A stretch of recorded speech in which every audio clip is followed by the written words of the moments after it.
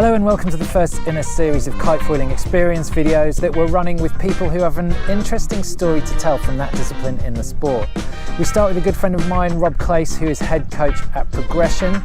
Now, many of you will already be familiar with Rob's work. He has an intricate eye for detail when it comes to learning. So not only does he have a huge amount of skill on the water, but he has an intimate understanding of how people learn. I thought he would be a really interesting person to open up this series, which looks at the broadening appeal of kitefoiling for anyone who'd like to know more. I hope you enjoy this video. Let's jump to it with Rob now. I remember when we first started getting into it, around about the same time, you absolutely loved it and didn't stop doing it and were completely addicted, whereas I struggled in the beginning and kind of drifted in and out. What struck you about foiling in your first experiences? So I started having a go at it, like most people, thinking this is going to get me out in light winds. So for me, I stuck with it, and then I just, wanted to just do it all the time. And I started going out in stupid conditions, and I'd go out when it was 25 to 30 knots, and I'd crash all over the place.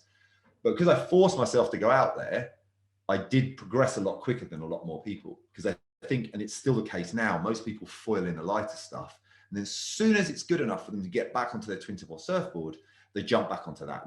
They're looking for a reason to jump back onto that, because they put all that time and effort into learning those skills on those boards, that they feel like they're throwing it away if they then just go back to being a beginner all the time on the foil. I think there's two things about foiling that what I love about it. I mean, I do love it. Even if I'm out on my wing foil, the little surf foiling I've done, I love the feeling of being on a foil.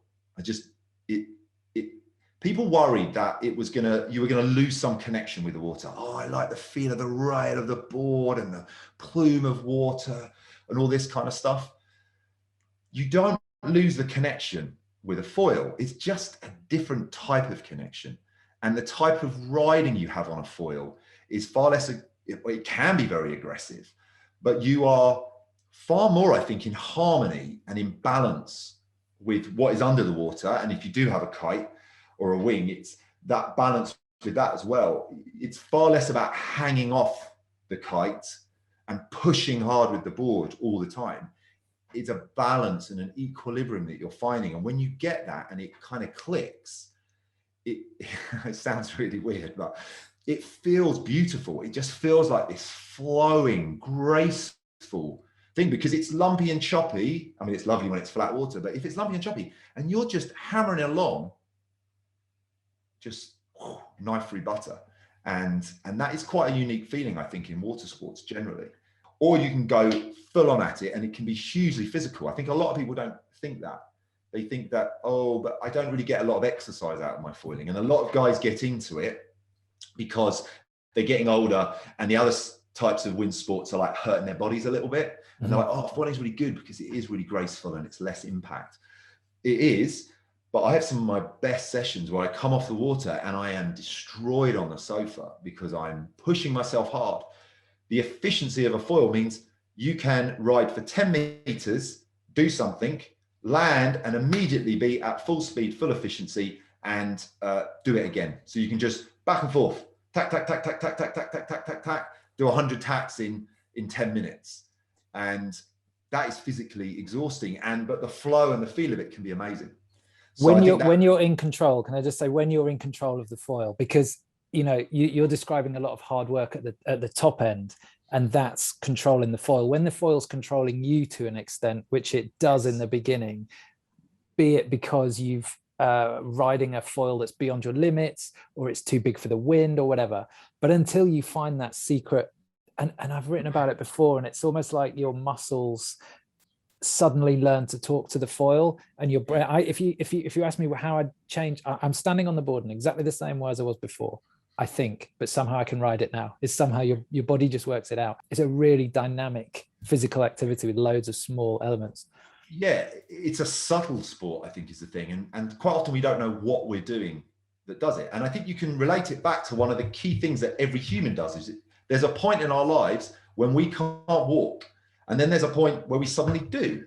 And a kid goes from not being able to walk and they take their first footsteps and things start to click, and very quickly they're running around all over the place.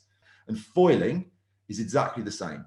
We are making lots of titchy little movements once we know what we're doing that are just adjusting our balance and tweaking things without us consciously having to do it. When you first learn, you have to make those choices deliberately. And that's the hard bit, because when we do things deliberately, we're a little bit clunky and we, a bit heavy footed. And that's why, to start with, it feels so horrible. It feels like you've got this thing and you're skating on ice and you're like balanced on this thing that wants to tip over.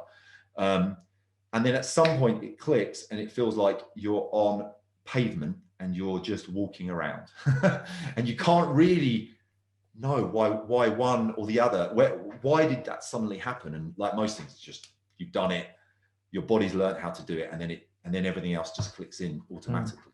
So who now learns to foil? Because the equipment has got easier. It's still possible, obviously, for people to buy the wrong equipment and it's more difficult.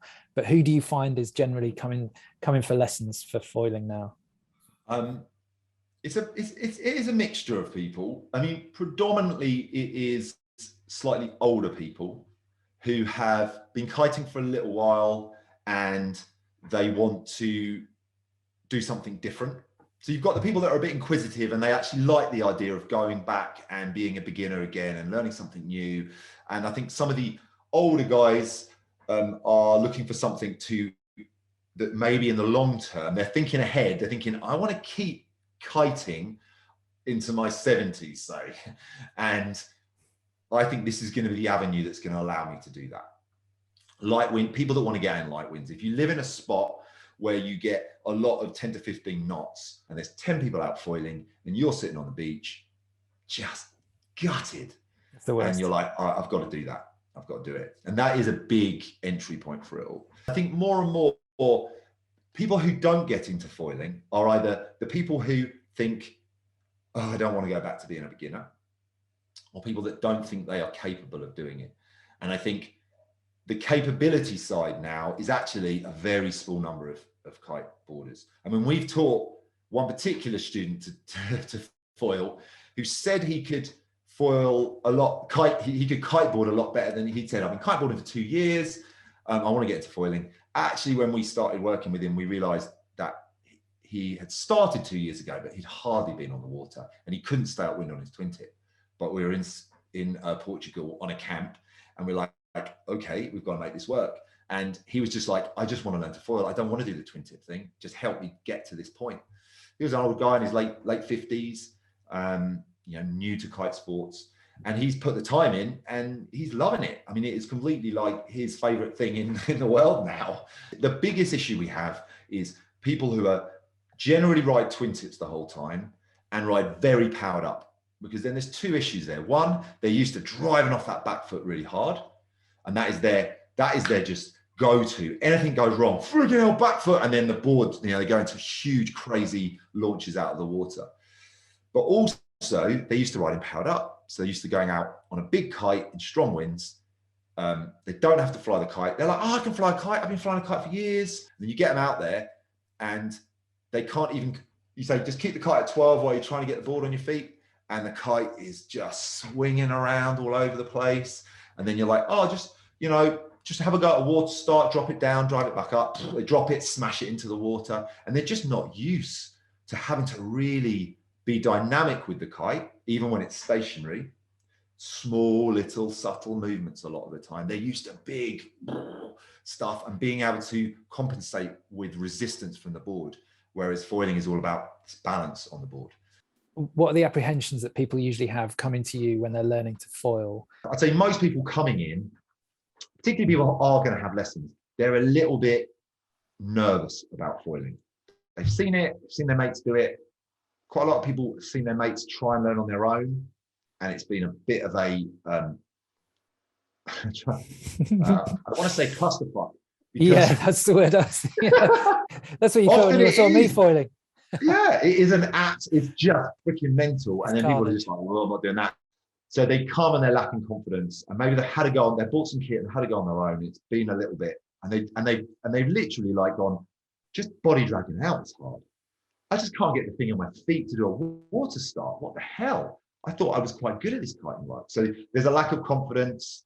There can be an ego issue where people are a bit bull in a china shop. And so I think a big part of coaching across all kite sports really, but it works particularly with foiling, is giving people confidence, positive reinforcement, and adjusting the pace at which they learn. Most often, I said it before, it's all about kite skills. If your kite skills aren't that great, you will progress slower. And if your kite skills are really good, then you'll progress quicker. You see this with the pros. So you take, good example is a friend of mine is Aaron Hadlow, and like literally he is hardly foiled, and he is Aaron Hadlow. His kite skills are just exceptional. And so he goes out kite with me and he's like, oh, I can't really tack. In the end of a session, he's tacking. I mean, that takes most people months, years to learn. He goes out with me in South Africa. I'm doing strapless jumps, which are not easy. It's taken me 2 years of hard graft to get them. And he sees me doing them and he's so competitive that he's like, I'm having a go at that. And by the end of a session, he's kind of getting it, in one session. And that's all because his kite skills are good. And when you say to him, oh, you're doing this wrong and this wrong, you just need to fly it a bit more light and just do it straight away. Yeah, it's interesting, the kite handling thing. What surprises people the most then? So you've talked about what their apprehension was. What surprises them the most? What did they think? Oh, do you know what? I didn't think I was going to be any good at that. Or is it just foiling in general? The biggest shock is just that people realize that their kite skills aren't as good as they thought they were. And when they make that, humbling sort of realization and they realize they need to work on that, they progress a lot quicker. You know what, actually, misconceptions to start with are that actually light winds are still really difficult, that trying to go out in 10 knots is actually still really hard, partly because you don't know how to fly a kite properly. You need to be flying the kite you can't be going crazy with it, but it needs to still be very subtle movements, but in the right way. A lot of my misconceptions are the negative sides to start with, because that's what people realize. The number one thing that pretty much everyone realizes, even if they can fly a kite reasonably well and they get that side, is that everyone realizes they don't know how to relaunch a kite. Like everyone who learns to foil, like you say to someone, are you all right? What's your, do you relaunch the kite much? They're like, yes, I'm good at that. It's not a problem, And then they dump the kite in the water and they drift for half a mile downwind. And I'm just like, pull this, do that. And I'm telling different things. And they're just sitting there like, put in one line, put in one line, put in one line. And I'm like, you do realize just doing the same thing over and over again is not going to solve the problem. You've got to learn some different skills. Again, you've got different amount of wind, particularly down low at the water. If it's 10 knots up there, could only be 5 or 6 down there. And then quite often you have to get in the water, show them that actually you can relaunch it in 20, 30 seconds. It's just another skill.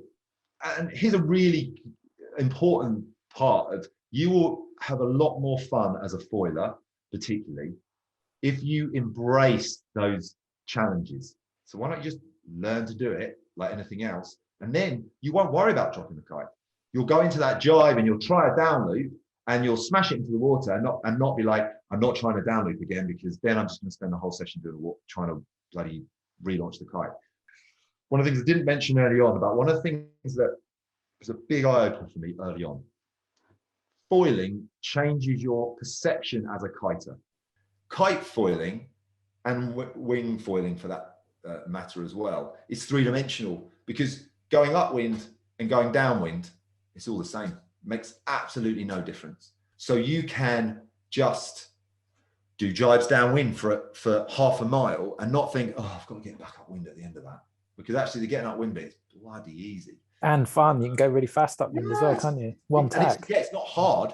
And so I think it changes your perception of what you can do, because you can go for things, you can crash, you can dump the kite in the water, you can spend 5 minutes relaunching it. But as long as you know that ultimately I will get it up when a little puff comes and blah, blah, blah. Even if you drift a mile downwind, you just get back upwind.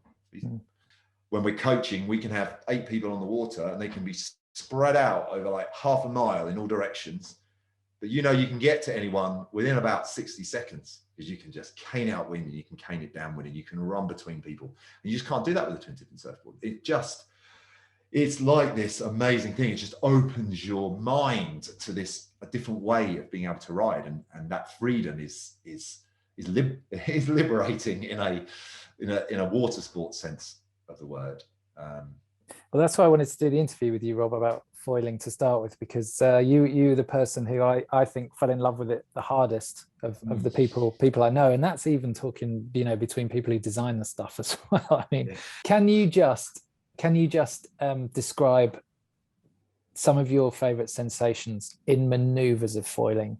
So not just back and forward. So where, I mean, you know, hopefully we'll play some clips of some of your pirouettes and carving maneuvers, but where's the sensation in it for you? It is a very oh god, I was going to say sensual, but why?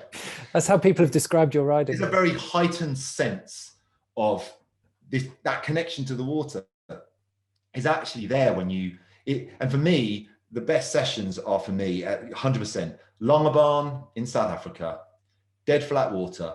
Everyone's come in. I'm on my own. I don't have to pay attention to anybody else or see around. I've got my music on at the end of the evening, the sun's setting. So, you know, as I say, there's all these senses going on. And I've got on a really sort of chilled, beaty kind of music that will get me into a flow. And I'm literally riding back and forth 10 to 15 meters, just back and forth for 30 minutes.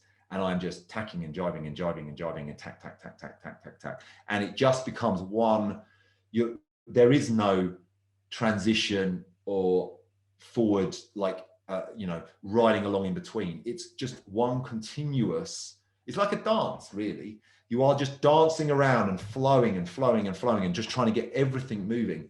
And because of the nature of this, of the way, the wind strength in relation to the kite, as we said, you can fly that kite at times and generate no power, but just stability. And it all be about balance on the board. And when you need a little yank of the kite to keep things moving and to give you some acceleration. And the feeling of acceleration on a foil is so smooth, particularly around, you know, when you are driving a car fast and you go around the corner really, really hard, or even on a bike, when you're going fast around a corner and you feel all that, the G-force against you. Like that on a foil is just so smooth because there is just no bumps and it is just a continuous flowing movement. And that for me is just the best part of it all, a flow session. It blows my mind. It really does. I mean, I come in at the end of that and I just think it doesn't get much better than that.